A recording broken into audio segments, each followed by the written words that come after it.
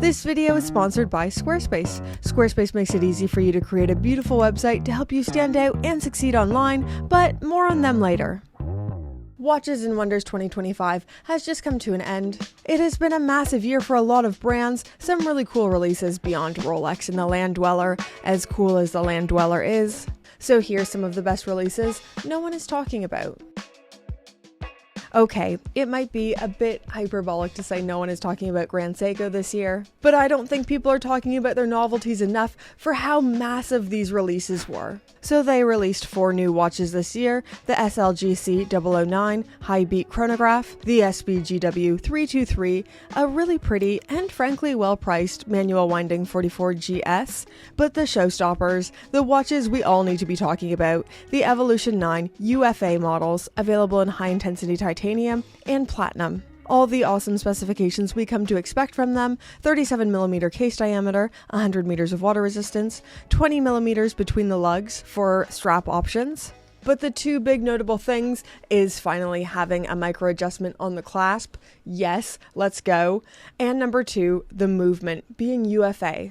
I've never seen anything like this before. So this is a brand new in-house caliber, the 9RB2, and it is the first spring drive caliber with UFA or ultra fine accuracy, which has an accuracy of ±minus 0.3 seconds per day or 20 seconds per year. This is so insanely accurate, it is easier to talk about it in annual terms, which is... As you guys know, I'm a huge Nomos fan, and this year is yet another reminder on why I love them so much. So they have just released a brand new model in the Club family, the Club Sport Neomatic worldtimer. So they have the more classic looking models with the worldtimer blue and silver, which I believe have been introduced into the catalog and are not limited, and the new colorful edition models limited to 175 pieces each to celebrate over 175 years of watchmaking in Glashütte. I mean, for me, it's all about the colors, baby. I've said it so many times, but Nomos are absolute masters of colors. They treat colors as a complication, and they know what they're doing. If it was me and my money, I'd be going for the glacier or the jungle, but I've got a bit of a soft spot for magma as well. These have a case diameter of 40mm. They are really thin and elegant on the wrist at 9.9mm thickness, 100 meters of water resistance, but it's all about the functionality. So you'll see at 6 o'clock there's a small second subdial, then at 3 o'clock is the 24-hour subdial that shows local time in a 24-hour display. The 2 o'clock pusher rotates the city ring and moves the hour hand forward in 1 hour increments. This is so Nomos. I didn't expect this at all. 10 out of 10. Let's now take a break from talking about the best watch novelties of 2025 and talk about the best website building platform, which is today's fabulous video sponsor, Squarespace. One of the things I talk about a lot on this channel is aesthetics and design, but for someone who loves design so much, I really can't do it, and this is what Squarespace does. They have hundreds of beautiful pre-made templates. You just have to select the one that speaks to you and use their cutting-edge design tools to make your website completely bespoke to perfectly fit your brand or business. No experience needed. Squarespace does the hard stuff. You just have to put your own mustard on it, and voila! If you have your own online store, whether you offer physical products or services or both, Squarespace has you covered, baby. You can create a beautiful online store to best showcase what you're selling, and they even have built-in tools for inventory shipping and fulfillment, so everything can be done in one place. And on top of that, they have awesome SEO tools or search engine optimization tools to help your website stand out on search engines and bring in more customers. I've been using Squarespace since long before they were a channel sponsor. I'll be using them long after, unless they want to partner with me forever and ever, and I'll never say no to that. How are you not using Squarespace? Go check them out right now. The link is in my description. Squarespace.com/BritPierce. You will get a free trial, and when you're ready to launch, you will save 10% off your first purchase of a website or domain. That's pretty awesome, and thank you so much to Squarespace for sponsoring this video. Okay, so you've probably seen the Cartier novelties, but they are so good, I can't not talk about them. There are 2 big standouts for me. So firstly, the Santos de Cartier, now available in small. Now at first, I couldn't tell if I was making this up. I know for sure that I saw this at Watches and Wonders, but I couldn't find information about this anywhere. And on top of that, I can't find any footage I've made about it, but I feel so confident I took videos of it. I know it exists. But here's a photo from Cartier Watch Nerd on Instagram wearing it, so I don't feel like I'm being gaslit anymore. It does exist. This does have a quartz movement, so that's important to note, and available in stainless steel and rose gold, as far as I know. And the second watch, I know everyone's already talking about it, but the Privé Tank à Guichet. I genuinely love this so much, and I love that they've made this. Inspired from a design from 1928, this is a jump hour with dragging minutes, and I love it. Available in platinum, rose gold, and yellow gold, and I already know I can't afford it, being in the Privé collection, but it won't stop me from loving these. Tag Heuer is back as the official timekeepers of Formula 1, so this year is all about motor racing, baby. Motor racing, baby. Not motor racing, baby. Let's talk about the newest Formula 1 that has been released. These have been updated to have more modern proportions at 38mm and have a solar quartz movement, but otherwise remain pretty faithful to the 80s and 90s models with the colorful bezel, date at 3 o'clock, and Mercedes hour hand. My only complaint would be the hands proportions are kind of weird. Like, the hour and minute hands feel a bit long and skinny, a bit too skinny for the case size. I don't know, does anyone else think this? Is this just a me thing? Let me know in the comments down below. As you guys know, I can't be unbiased about this. I love Formula 1 as a sport. I love the Tag Heuer Formula 1, and I'm so happy to see them return to the 80s and 90s design language. Moving on to Parmigiani Fleurier, and they knocked it out of the park this year. They knock it out of the park every year. The standout piece has to be the Toric perpetual calendar in platinum. This is the cleanest perpetual calendar I've ever seen.